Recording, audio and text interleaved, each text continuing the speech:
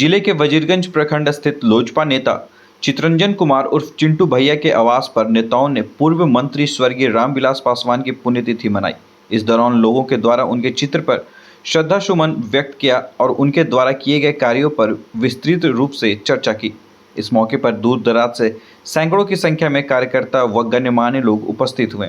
इस मौके पर वजीरगंज विधानसभा के पूर्व प्रत्याशी सलोजपा नेता चितरंजन कुमार ने कहा कि आज हम लोग भारत सरकार के पूर्व मंत्री स्वर्गीय रामविलास पासवान की तीसरी पुण्यतिथि मना रहे हैं। वो एक कुशल राजनेता थे। उन्होंने बिहार की आम आवाम के लिए कई कार्य किए हैं।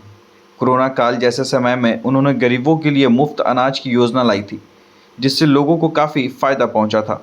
आज हम लोग जो मोबाइल इस्तेमाल कर रहे हैं यह भी उन्हीं की देन है। इसके अलावा भी उन्होंने देश हित के लिए कई कार्य किए हैं। वो एक सामाजिक कार्यकर्ता थे। वो आम आवाम एवं गरीब को लेकर चलते थे।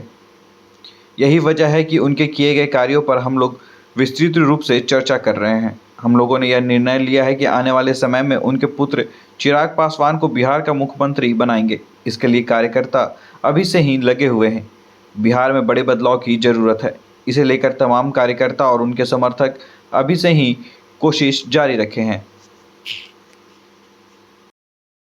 आज पद्मश्री स्वर्गीय श्री रामविलास पासवान जी की तीसरी पुण्यतिथि है और आप सब जानते हैं कि यह गरीबों के, दलितों के मसीहा थे और बिहार की आवाम के लिए इन्होंने काफ़ी काम किया है।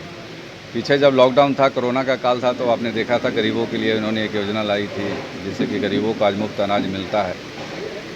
हम लोग चाहते हैं कि स्वर्गीय रामविलास पासवान जी के कार्यों को यहाँ पर आज वजीरगंज विधानसभा के अंतर्गत वजीरगंज में याद किया जाए और उन्होंने जो कार्य किए हैं उनसे हम लोगों को मार्गदर्शन प्राप्त हो और लोगों को इसके बारे में जागरूक करें कि हम लोगों को भी इनके किए हुए कार्यों को जन जन तक पहुँचाना है और इनके किए हुए कार्यों के हिसाब से, इन्हीं के अनुरूप हम लोगों को बिहार में भी बदलाव लाने के बारे में आज हम लोग चर्चा करेंगे। क्योंकि स्वर्गीय रामविलास पासवान जी एक सामाजिक और राजनीतिक कार्यकर्ता थे, नेता थे और हमेशा ये बिहार के लिए बिहार ही नहीं पूरे देश के बारे में इन्होंने कार्य किया है। जैसे हम लोग के हाथ में आज मोबाइल फ़ोन है, अनाज का है। आज किसी भी तरीके का डीलर से जब बात होती है तो वो बताते हैं कि हम किसी भी तरह का घोटाला नहीं कर पा रहे हैं।